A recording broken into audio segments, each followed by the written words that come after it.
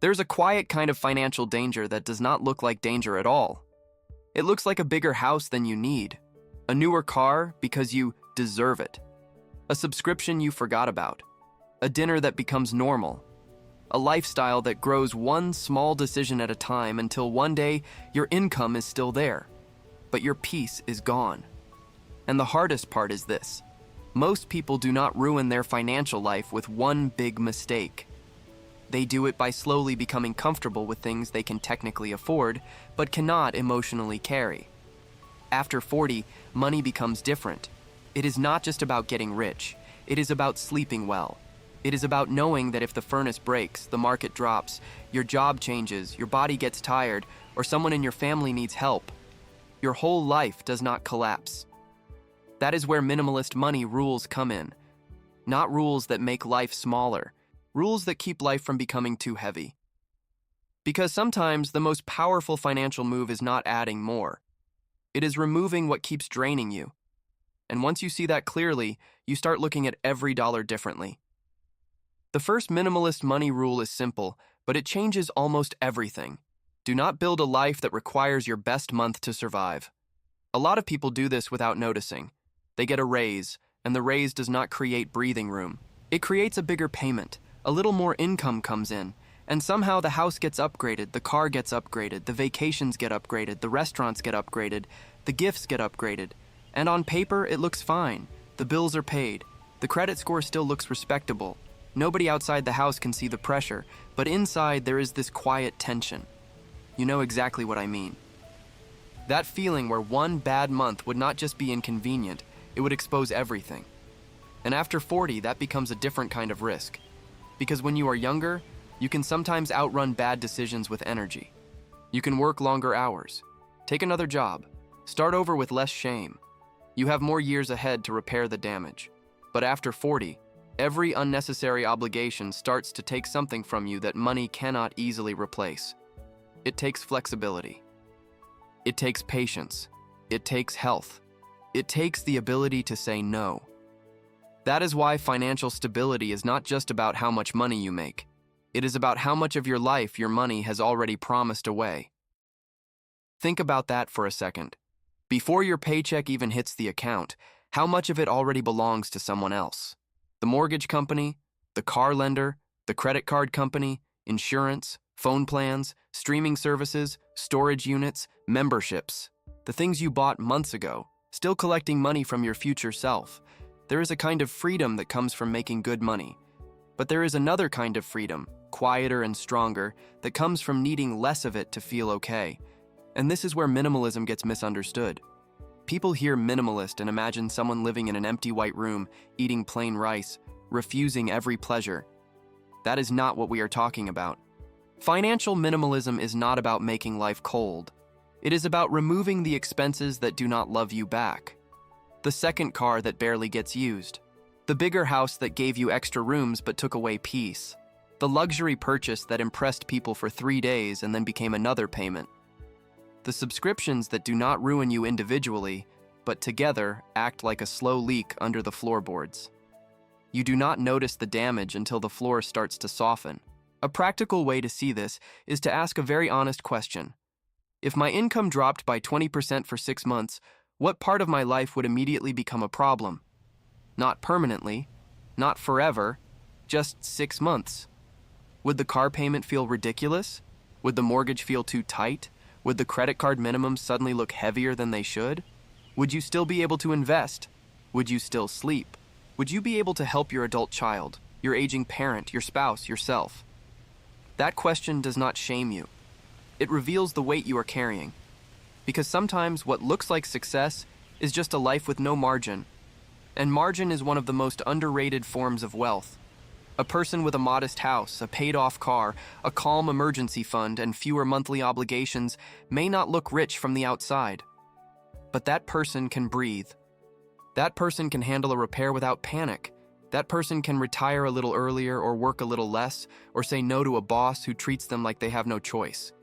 That person has something many high earners do not have: room. Room is what protects you, not just income. Room. So the practical rule is this: Every time you add a recurring expense, ask whether it buys comfort or creates dependency. A $40 subscription may not matter, but 10 small charges begin to matter.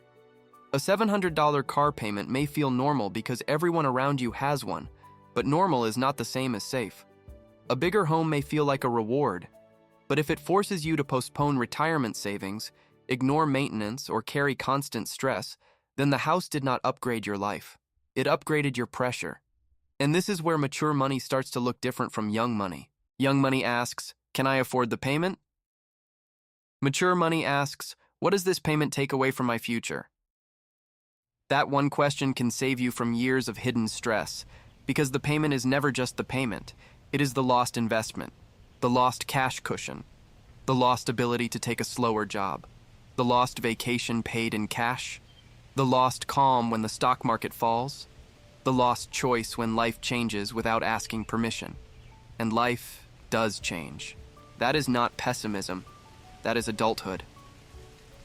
The furnace breaks in January. Dental work appears out of nowhere.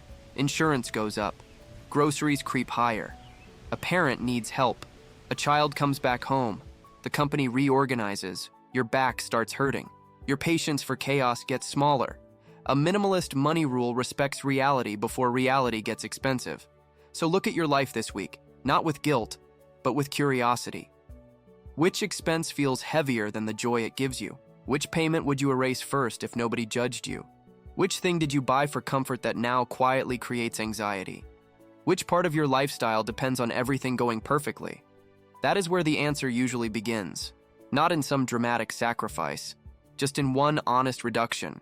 One bill removed, one payment avoided, one upgrade delayed, one habit questioned, one month where the extra money stays in your account long enough to become protection.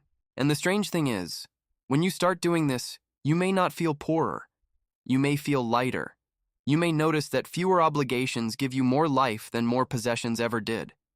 Because financial stability after 40 is not about proving you can carry more. It is about finally giving yourself permission to carry less.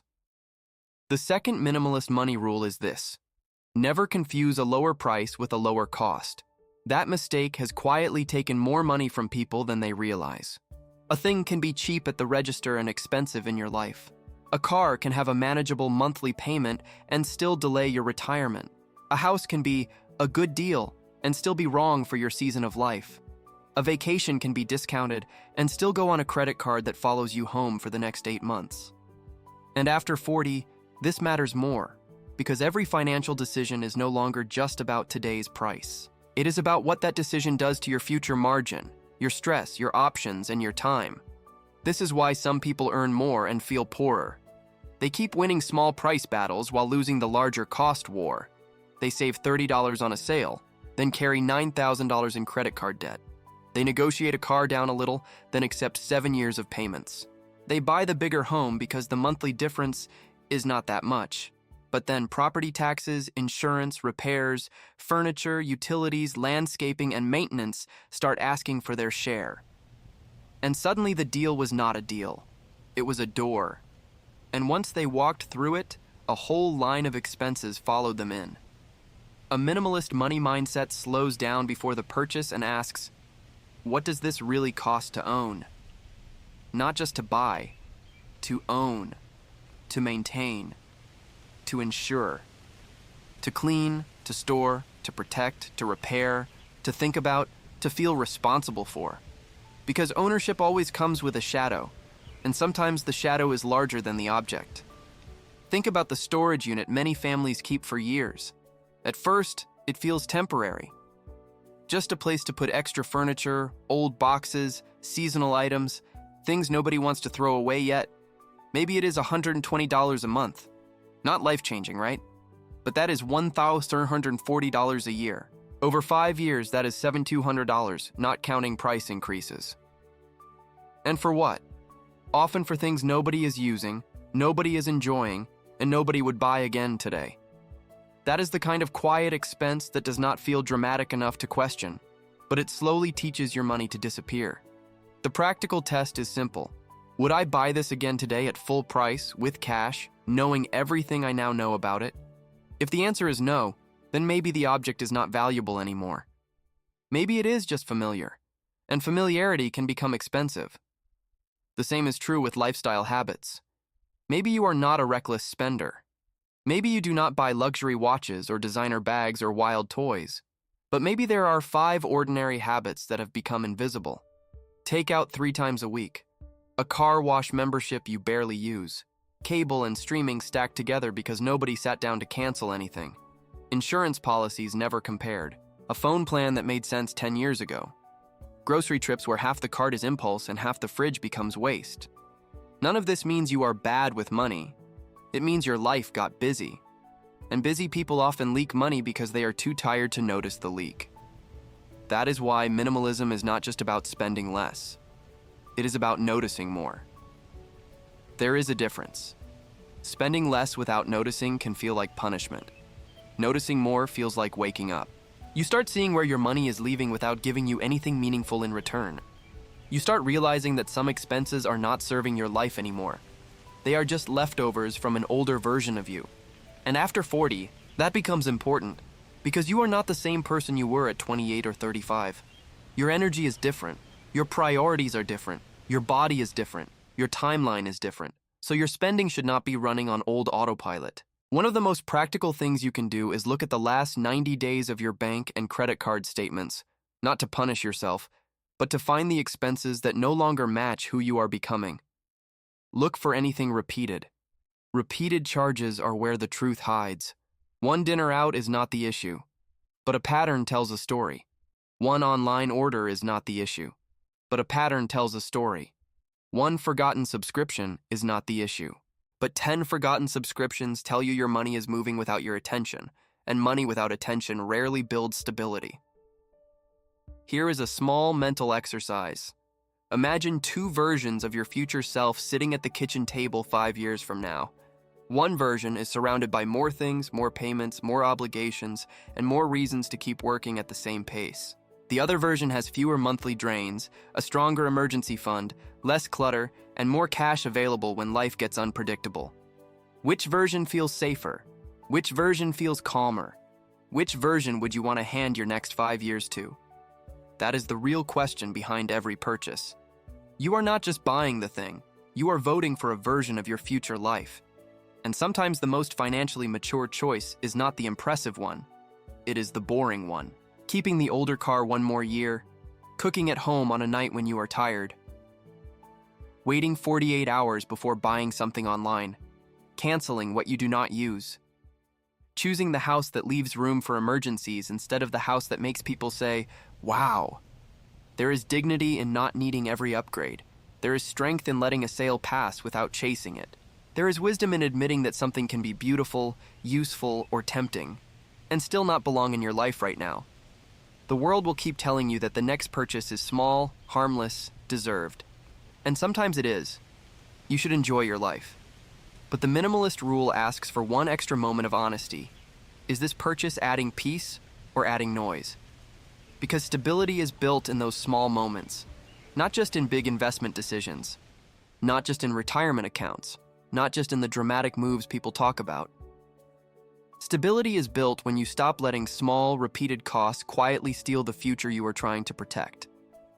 And when you learn the difference between price and cost, you stop asking, "Can I get this cheaper?"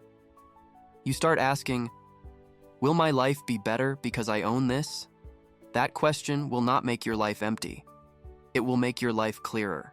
The third minimalist money rule is this: protect your cash flow like it is part of your health, because in many ways, it is. People talk about net worth as if it is the only number that matters. And yes, net worth matters. Your investments matter. Your home equity matters. Your retirement accounts matter.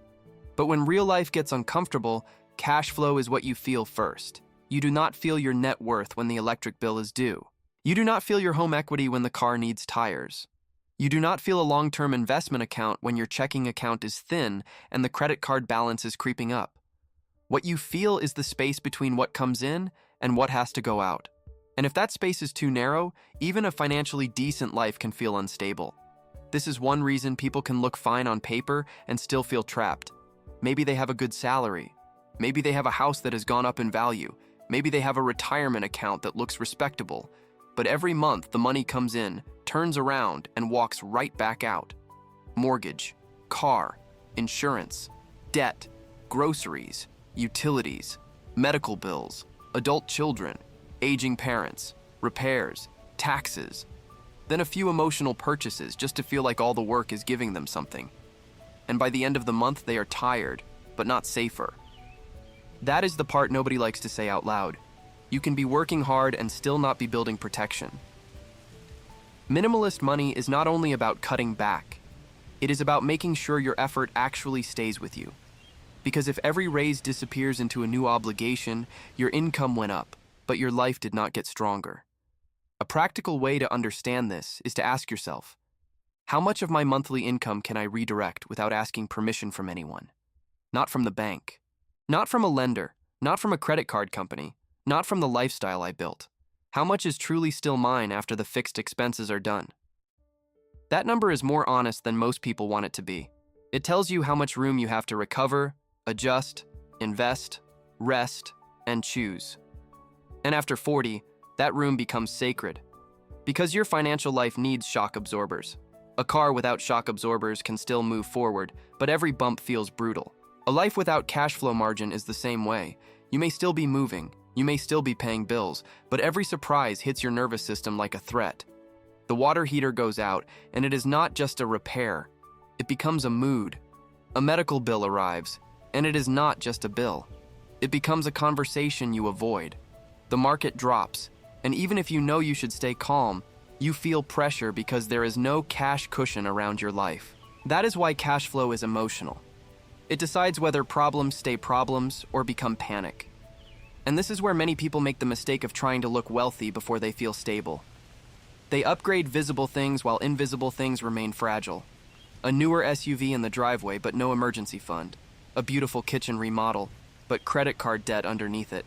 A vacation posted online, but the property tax bill sitting in the back of the mind. Again, this is not about shame. It is about honesty. There is a difference between enjoying your money and using spending to cover the discomfort of not feeling secure. So here's the practical rule. Before you upgrade anything visible, strengthen something invisible. Before the nicer car, build the emergency fund. Before the bigger vacation, clean up the credit card balance. Before the new furniture, make sure retirement contributions are not being quietly neglected. Before the next lifestyle upgrade, ask whether your monthly breathing room has upgraded too. Because if the outside of your life improves while the inside gets tighter, that is not progress. That is decoration, and decoration cannot protect you. One of the simplest tests is what I call the quiet month test.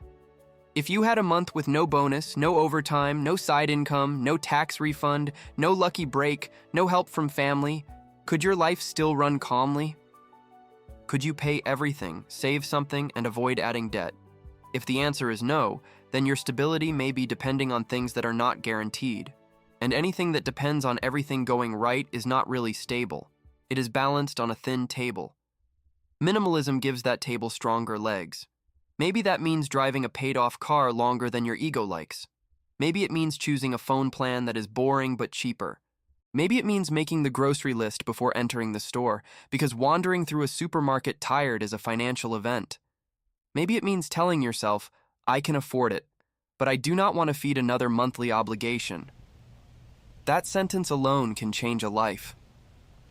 I can afford it, but I do not want to feed it. Because some expenses are like pets you never wanted. You bring them home once, and then they need feeding every month. Insurance, maintenance, accessories, repairs, interest, time, attention. And before long, the thing you bought for convenience becomes another creature in the house asking to be cared for. The older you get, the more you realize peace is not just having more money. Peace is having fewer things constantly asking for your money. That does not mean you never buy anything nice. It means you stop letting every desire become a permanent drain. The goal is not to live cheap. The goal is to live uncornered. Uncornered means you can handle a surprise. Uncornered means you can walk away from a bad deal. Uncornered means you do not have to keep saying yes to work that is breaking you just because your bills have no mercy. Uncornered means your future is not already rented out to decisions you barely remember making. So look at your cash flow like a doorway. Every fixed expense makes the doorway narrower. Every paid-off debt widens it. Every canceled, unused subscription widens it a little. Every month without a new payment widens it. Every dollar kept instead of automatically spent gives your future self more room to walk through. And maybe that is the quiet beauty of minimalist money. It does not always make your life look more impressive, but it makes your life feel more survivable, more flexible, more yours. And at this stage of life, that matters more than people admit.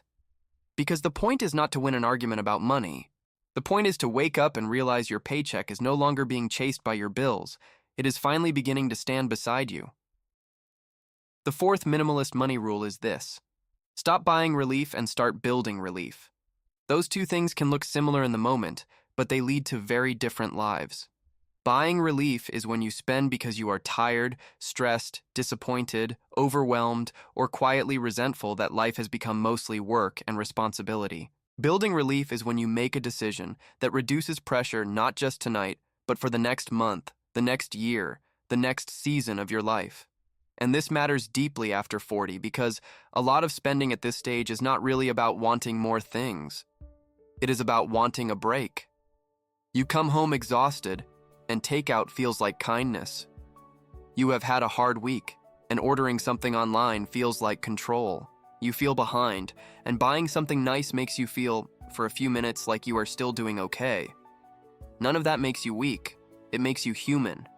But if every hard emotion turns into a purchase, your money becomes a painkiller instead of a builder.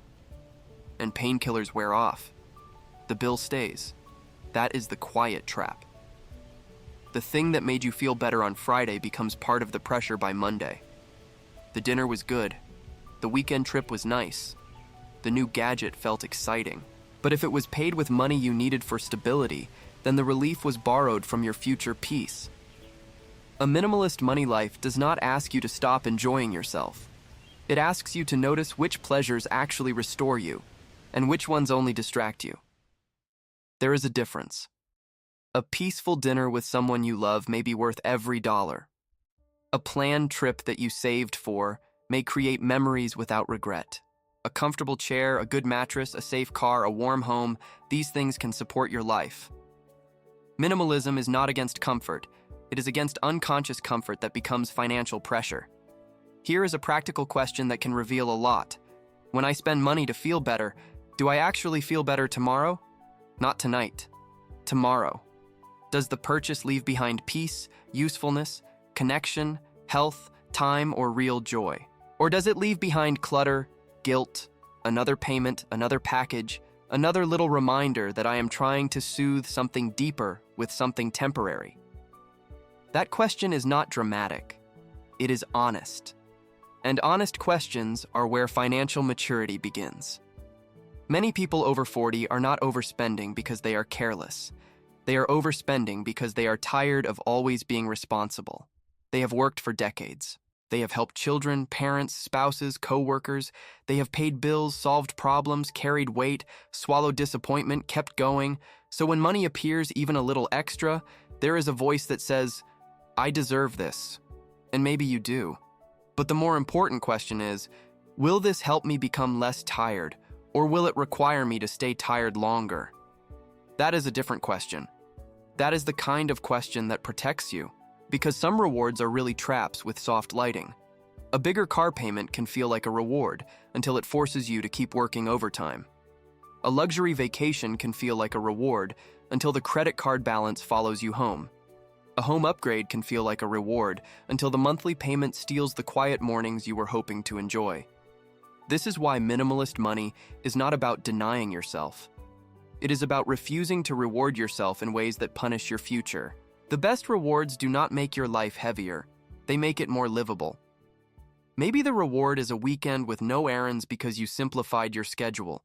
Maybe it is paying off a card and feeling your chest loosen. Maybe it is keeping your older car and watching your savings grow. Maybe it is finally having enough cash set aside that a surprise bill becomes annoying, not terrifying. That kind of relief is not flashy, but it lasts. And lasting relief is what most people are actually craving. One simple practice is to create a waiting space between emotion and spending. Not forever, just space. 24 hours for small purchases, 7 days for larger ones, 30 days for anything that adds a payment. During that waiting space, ask yourself what you are really trying to buy. Are you buying convenience, status, escape, comfort, silence, a sense of being ahead, a sense of not being left behind? Sometimes the answer will be perfectly reasonable. Buy the thing, enjoy it. But sometimes, with a little distance, you will realize you did not want the object. You wanted a breath, and there may be cheaper, healthier ways to get one. A walk, a clean kitchen, a call with someone who does not drain you, a simple meal at home, a canceled obligation, a weekend without shopping, a budget meeting that is not about blame, but about getting your life back. It sounds small, but small is where your financial life actually happens. Most people are not destroyed by one giant purchase. They are worn down by repeated attempts to feel better that quietly make tomorrow harder. The minimalist rule is to choose relief that compounds. Debt compounds in one direction, peace can compound in the other. Every time you choose not to add a payment, you compound flexibility. Every time you save before buying, you compound patience. Every time you repair instead of replace when repair makes sense, you compound resourcefulness. Every time you say, I do not need to impress anyone with this decision, you compound freedom. And after 40, freedom starts to matter in a way applause never did. You begin to realize that being admired for what you own is not the same as being safe in the life you live. You begin to understand that a calm Tuesday can be more valuable than an impressive Saturday. You begin to see that stability is not built by never wanting anything. It is built by knowing which wants deserve your future and which ones only want your paycheck. So the practical idea to carry from this block is simple. Before spending for relief, ask whether the purchase will reduce tomorrow's pressure or increase it. If it reduces pressure, it may be wise. If it increases pressure, it may just be a more expensive form of stress. And the older you get, the less patience you have for stress disguised as pleasure. At some point, you stop asking, what can I buy to feel better tonight? And you begin asking, what can I remove so I feel better for years? That is when money starts becoming quiet again. Not loud, not impressive, quiet. And quiet money is often the money that finally lets you rest. The fifth minimalist money rule is this: make your financial life easy to maintain before you try to make it impressive. That may sound too simple, but simple is often what survives. A complicated financial life can look sophisticated from the outside. Multiple accounts, multiple cards, multiple loans, multiple goals, multiple strategies, multiple things being tracked in multiple places. But if the whole system depends on you being perfectly focused, perfectly organized, perfectly calm, and perfectly energized every month, then it is not a strong system. It is a fragile system wearing a nice suit. And after 40, you do not need a financial life that only works when everything is peaceful. You need one that still works when you are tired, distracted, busy, disappointed, or dealing with something you did not see coming. Because real life does not pause so you can organize your money. Your roof leaks, your kid calls, your parent needs help, your health changes, work gets heavier, prices go up, and suddenly the beautiful plan you had in your head becomes too much to manage. That is when complexity becomes expensive. Not always because it costs more in fees, although sometimes it does, but because it costs more in attention. And attention is limited. You only have so much of it. Every bill you have to remember, every due date you have to chase, every balance you have to monitor, every card you have to rotate, every account you have to check, every little financial decision you have to repeat every week, it all takes a piece of your mind. And a tired mind makes expensive choices. This is why minimalism is not just about owning less. It is about reducing the number of things that can quietly go wrong. A practical way to apply this is to ask, where does my money life feel unnecessarily complicated? Maybe you have credit cards you open for rewards, but now they tempt you to spend more than the rewards are worth. Maybe you have old retirement accounts from previous jobs sitting around, and you are not even sure what they are invested in. Maybe you have bills scattered across different dates, and every month feels like you are trying to catch falling plates. Maybe you have subscriptions on 3 different cards, automatic payments you forgot about, savings goals that exist only in your mind, and debt balances you avoid looking at because they make you feel behind. None of that means you are failing. It means your system has become too noisy, and noisy systems drain people. One of the most powerful minimalist moves is to turn your finances into something you can understand in one sitting at the kitchen table. What comes in? What must go out? What needs to be protected? What needs to be reduced? What needs to be invested? Not with fancy language, not with a spreadsheet that takes 3 hours to maintain. Just enough clarity that you are not living in a fog, because fog is dangerous.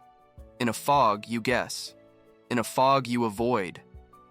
In a fog, you tell yourself, I think we're okay, when what you really mean is, I have not looked closely enough to know. And I think we're okay is not a financial plan. It is a hope with a password. The simple rule is this. If you cannot explain your monthly money flow in plain language, it is probably too complicated or too ignored. You should be able to say, this much comes in. This much keeps the household running. This much goes to debt. This much goes to savings. This much goes to retirement. This much is flexible. That kind of clarity may not sound exciting, but it is powerful. It turns money from a cloud into a map. And when you have a map, you stop wandering. One practical adjustment is to reduce decision fatigue. Automate what truly matters, but do not automate what lets you ignore reality. Automatic retirement contributions can be wise. Automatic savings can be wise. Automatic minimum payments can prevent damage. But automatic spending on things you no longer use can quietly become a thief with permission. So automation should serve your values, not hide your habits. Another practical adjustment is to create fewer buckets, but make them clearer. One checking account for bills. One emergency fund that is not mixed with everyday spending. One place where you track debt. One retirement strategy you actually understand. Simplicity does not mean laziness. It means less confusion between you and the truth. And the truth is what lets you make better decisions. There is also emotional power in simplifying debt. If you have several balances, it is easy to feel like you are fighting smoke. You pay one card, another moves, you make progress, then interest pulls you back. You get tired and stop looking. But when you choose a clear method, whether that means attacking the smallest balance first for momentum or the highest interest rate first for math, you stop negotiating with every debt at the same time. You give your attention one target, and one target is easier to hit. The same idea applies to possessions. A house full of things creates financial noise too. Things need space, maintenance, insurance, cleaning, repairing, replacing. Sometimes a cluttered home and a cluttered budget are connected, not because objects are evil, but because old purchases keep occupying new energy. There is a reason people feel lighter after clearing a closet, canceling unused services, selling something they never touch, or closing an account that only adds confusion. They are not just removing objects, they are recovering attention. And attention, when pointed in the right direction, becomes money.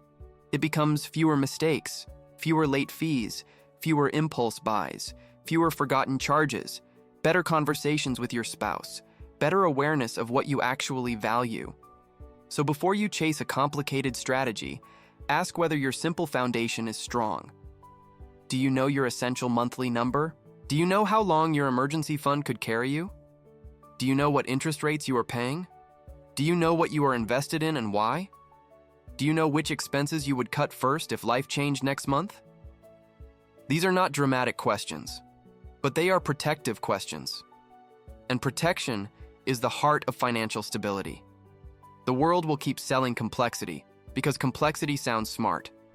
But your life may not need more moving parts. It may need fewer leaks, fewer surprises, fewer obligations, fewer things that require you to be constantly alert. At a certain age, simple stops feeling boring. It starts feeling like wisdom, because simple is easier to repeat. And what you can repeat calmly for years will usually beat what looks impressive for 3 months. That is the quiet strength of minimalist money. It does not ask you to become someone else. It asks you to build a financial life that your real self can actually maintain. Not the perfect version of you, not the version that never gets tired, the real you, the one who has bills, family, bad weeks, full days, and limited patience for chaos. Build for that person, and your money life becomes more honest, more durable, more peaceful. And once your system becomes simple enough to maintain, stability stops feeling like something you chase. It starts becoming something your life naturally returns to.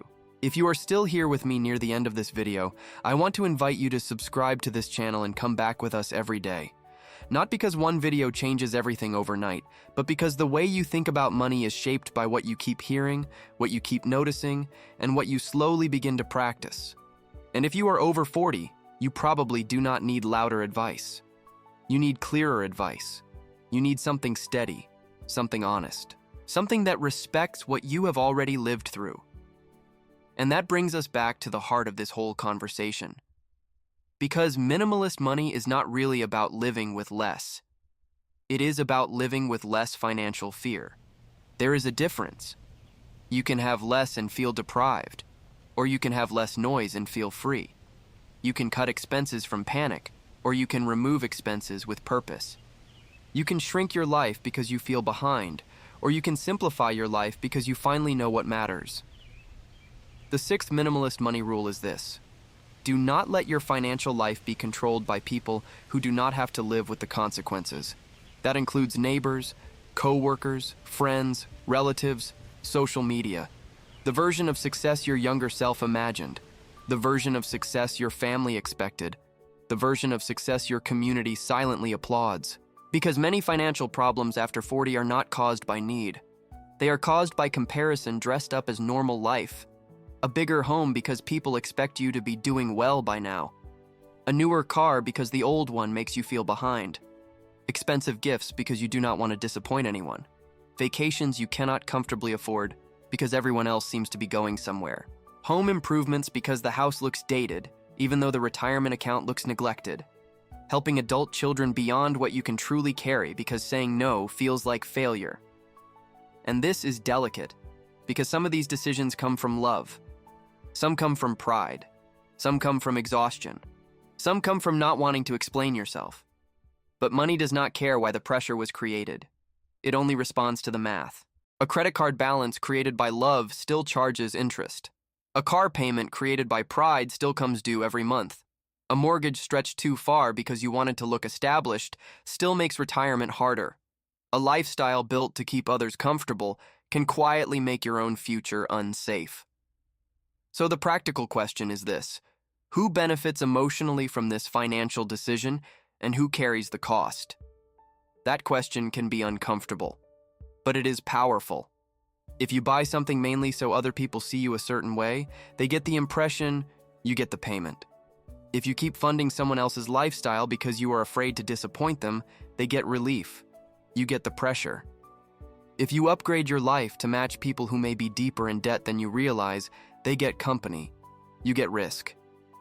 And after 40, you must become very careful about whose expectations are allowed to spend your money. Not because you become cold. Not because you stop loving people, but because your future self is also someone you are responsible for. Your future self is sitting quietly in every decision. The 55-year-old you, the 62-year-old you, the 70-year-old you, the version of you who may want to work less. The version of you who may need medical flexibility. The version of you who may not have the same energy to recover from financial mistakes. The version of you who deserves more than leftover money and delayed peace. A minimalist financial life honors that person. Sometimes that means saying, "We are not doing that this year." Sometimes it means saying, "I love you, but I cannot pay for that." Sometimes it means driving the older car without apologizing. Sometimes it means choosing a smaller celebration, a simpler holiday, a quieter home, a less impressive answer when someone asks what you are doing with your money. And yes, some people may not understand, but here's the truth. People who do not pay your bills should not get unlimited voting power over your financial decisions. That sentence may sound blunt, but it can save years of stress. Because a lot of people are living financially tired lives because they never gave themselves permission to be misunderstood. They would rather be seen as generous than admit they are stretched. They would rather appear successful than admit they need margin. They would rather keep the peace today than protect their future tomorrow. But financial stability often begins the moment you stop performing. You stop performing success. You stop performing availability. You stop performing endless generosity. You stop performing the lifestyle that makes others comfortable while making you quietly anxious. And what replaces it is not selfishness. It is honesty. Honesty sounds like, that is not in our budget right now. Honesty sounds like, we are focusing on debt this year. Honesty sounds like, we are keeping this car because it still works. Honesty sounds like, we are choosing peace over appearance. Honesty sounds like, I can help a little, but I cannot carry the whole thing. These are not dramatic statements. They are protective statements. And if you have spent decades saying yes because you did not want anyone to feel uncomfortable, those words may feel strange at first, but they become easier. And once they become easier, your money starts obeying your actual values instead of your fear of reactions. Here is a small test. Think of one expense in your life that exists mostly because of how it looks to other people, not because it serves you, not because it brings real joy, not because it protects your household, but because it helps maintain an image. Now ask yourself, if nobody could see this, would I still choose it? That question cuts through noise. If the answer is yes, maybe it belongs. If the answer is no, maybe it is not part of your life. Maybe it is part of a costume, and costumes are expensive to maintain. Minimalist money asks you to remove the costume. Not all at once. Not with anger, not with some dramatic announcement. Just slowly, privately, honestly. You begin choosing the financial life you can live peacefully, not the one that wins imaginary approval. And something surprising happens when you do that. You become harder to manipulate. Sales pressure bothers you less. Social comparison weakens. Family expectations become clearer. You stop confusing guilt with responsibility. You stop confusing image with security. You stop making decisions because you feel behind and start making decisions because you know where you are going. That is stability, not perfection. Stability. A life where your money is not constantly reacting to everyone else's noise. And maybe this is one of the most mature forms of wealth, to be able to look at something impressive and say, quietly, that is not for me right now. No bitterness, no jealousy, no explanation, just peace. Because when you know what you are protecting, you no longer need every beautiful thing to belong to you. You no longer need every invitation to become an expense. You no longer need every expectation to become your obligation. You can admire without buying, love without rescuing, celebrate without overspending, be generous without becoming financially unsafe. That is the line. And the people who learn to respect that line often become the people who finally breathe again. And now we come to the final minimalist money rule. Maybe the quietest one. Maybe the one that takes the longest to understand. Do not organize your financial life around the person you were trying to prove something to. Because for many people, money was never just money. It was a way to feel safe, a way to feel respected, a way to show the people who doubted you that you made it, a way to repair an old embarrassment, a way to say without words, look, I am not struggling anymore. And there is nothing wrong with wanting dignity. There is nothing wrong with wanting comfort. There is nothing wrong with wanting your life to look better than it used to. But after 40, there comes a point where you have to ask yourself a very private question. How much of my financial life is still being shaped by an old wound? The house that is a little too expensive. The car that makes you feel like you finally arrived. The gifts you give because you never want anyone to think you are cheap. The clothes, the restaurants, the vacations, the upgrades, the way you say yes when your bank account is quietly asking you to say no. Sometimes we call these things success, but sometimes they are just old pain wearing better shoes. And minimalist money is not about stripping life down until nothing is left. It is about finally separating what truly matters from what only exists to impress someone, silence something, or prove something. Because once you stop proving, you can start protecting. You protect your sleep. You protect your marriage. You protect your future. You protect your ability to make choices without panic. You protect the quiet parts of life that never show up in a picture, but matter more than almost anything. The cash in the emergency fund, the paid-off balance, the smaller mortgage, the older car that still starts every morning, the dinner at home that does not follow you into next month, The simple weekend that leaves your checking account intact. The calm conversation with your spouse because there is nothing hidden, nothing avoided, nothing quietly getting worse. That is not a small life. That is a life with oxygen in it. And maybe that is the transformation this whole conversation has been moving toward. Not becoming rich in a way that makes people stare, but becoming stable in a way that lets you stop flinching. You stop flinching when the mail comes. You stop flinching when the car makes a noise. You stop flinching when the market drops. You stop flinching when someone invites you into an expense that does not fit your life. You stop flinching because your money is no longer stretched so thin that every surprise feels personal. That is what minimalist money gives you. Not perfection, not glamour, not applause. Just fewer things pulling at your paycheck. Fewer decisions made from pressure. Fewer payments attached to your name. Fewer reasons to keep working at a pace that is slowly draining you. And more room. Room to think. Room to breathe. Room to recover. Room to be generous without fear. Room to enjoy what you already have. Room to say no without guilt. Room to let a purchase pass by and not feel like you missed your life. A practical way to begin is not dramatic. You do not need to sell everything. You do not need to become extreme. You do not need to announce a new identity. Just sit down quietly and ask 3 questions. What am I still paying for that no longer fits my life? What am I maintaining mostly because of appearance? What would make my next 12 months feel lighter? The answer may be a subscription, a car payment, a storage unit, a habit, a debt plan, a conversation you have been avoiding, a boundary with someone you love, a decision to stop upgrading for a while and start strengthening. And when you find the answer, do not underestimate it. Small removals can create large relief. 1 bill gone, 1 payment avoided, 1 month with no new debt, 1 honest conversation, 1 unnecessary upgrade delayed, 1 decision made for peace instead of pressure. That is how stability is built, not always in loud victories, often in quiet refusals. You refuse to turn every raise into a payment. You refuse to call stress normal just because everyone else is carrying it. You refuse to buy relief that becomes tomorrow's burden.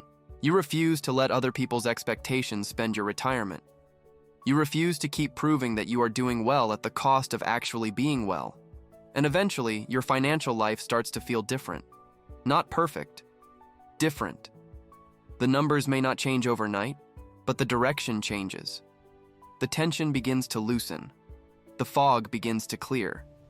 You start noticing what is useful and what is noise. What supports your life and what only decorates your pressure. And maybe for the first time in a long time, you realize that financial stability is not just about having more. Sometimes it is about needing less from things that were never going to give you peace anyway. If this video gave you something to think about, follow the channel and share it with 5 people who might need a calmer way to look at money. Not someone who needs to be judged, someone who is tired, someone carrying too much, someone who has worked for years and deserves to feel a little more room in their life. And leave a sincere comment below. Tell me which expense, habit, or pressure you are beginning to see differently, or tell me what topic you want us to talk about in the next video. Because these conversations matter, especially now, especially when so many people are earning, spending, paying, carrying, and pretending they are fine. Maybe the next chapter of your financial life is not about chasing a bigger life. Maybe it is about making the life you already have lighter. And maybe one day, you will look around and realize something very quiet happened. You did not lose your life by choosing less. You got part of it back.